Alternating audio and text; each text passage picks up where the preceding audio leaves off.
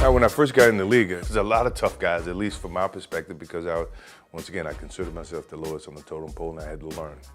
So I looked at every experience as a learning experience.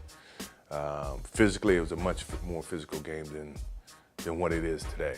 You couldn't walk across the lane without getting checked. Or the screens, illegal screens, holding. You always had to pay a price. Be it if you were aggressive and you were a gun-ho guy and you go in with the understanding that I'm gonna get hit, I'm gonna pay the price, but that's part of the game. I'm not gonna be afraid to go inside. Those are types of things that these kids don't even have a clue of how we had to grow up or how we had to play. The people that influenced my basketball skills when I was growing up as I was watching the NBA, Walter Davis, Dr. J, David Thompson. Dr. J's style, it was something that I absolutely loved because of the way he can handle the basketball with his one hand. He can move the ball. I had big hands. So in terms of being able to control the ball and be creative with the ball with your hands, to me that was intriguing because very few people have big hands. Are there rules to talking trash?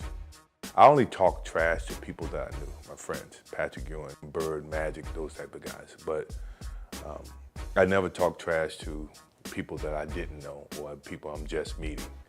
And if they did, my game always did my talking. I never say anything. So this can be something you probably could print. I'm playing in my camp against O.J. Mayo. He was a top high school kid coming out, and I never met him first time. In front of my camp, he starts this thing about, you can't guard me, you can't do this. I got my campers here, so obviously I can't really go where I want to go because of my camp.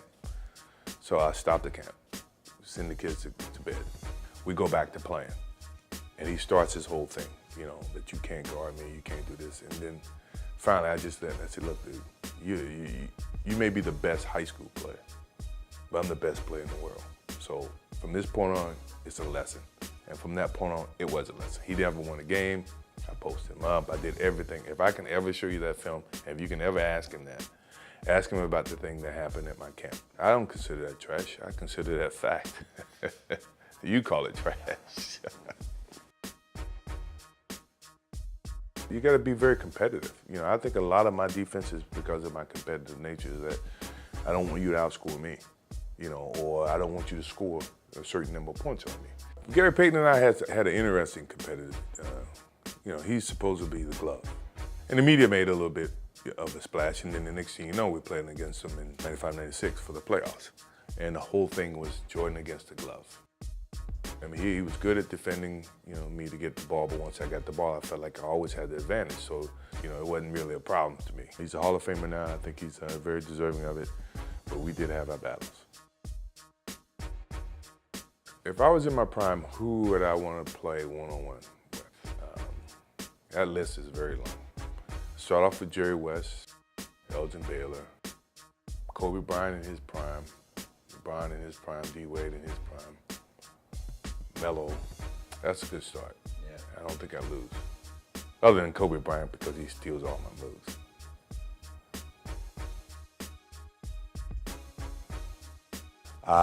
No. I'm not a Twitterer, I'm not a twerker, I'm not a Facebooker. I am a, nothing. I'm old school. What is twerking, by the way?